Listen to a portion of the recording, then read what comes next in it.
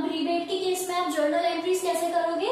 Rebate for example, goods sold by Amit to Vikas. Amit ने विकास को goods sale किए हैं जो पुअर क्वालिटी के निकले और उसकी वजह से अमित ने रीबेट अलाउ कर दी विकास के लिए। अब दोनों इसकी अलग अलग एंट्रीज करेंगे अपोजिट सेंस में। कैसे करेंगे? अमित की बुक्स की अगर मैं बात करूं तो अमित अपनी बुक्स में क्या एंट्री करेगा? रीबेट उसने अलाउ की है, उसने अगर रीबेट किसी को दी है तो वो उसके लिए लॉस है।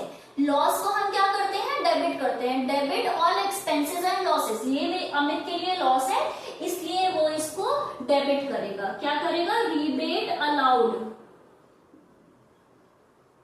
अकाउंट डेबिट टू किसे करेगा? विकास को क्रेडिट करेगा। सेकेंड, अब अगर विकास की बात करूं तो विकास अपनी बुक्स में क्या एंट्रीज करेगा? विकास की बुक्स में एंट्रीज होंगी Amit account debit to rebate received.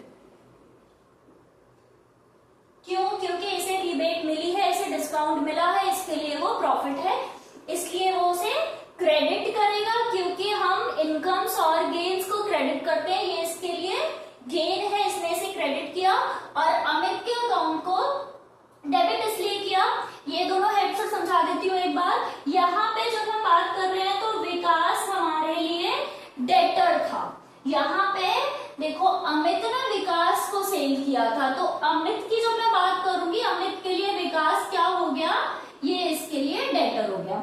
Debtor है, डेटर का डेबिट बैलेंस है। रिबेट देने की वजह से विकास का बैलेंस मुझे इस पर्टिकुलर अमाउंट से रिड्यूस करना पड़ा होगा, इसलिए मैं यहाँ पे विकास को क्रेडिट करूंगी क्योंकि मेरा डेटर था, मैंने रिड्यूस किया। इसका जस्ट अपोजिट क्या हुआ? जो विकास की बुक्स की बात करेंगे तो विकास ने परचेज की है अमित से, इसने क्रेडिट पे परचेज की है तो अमित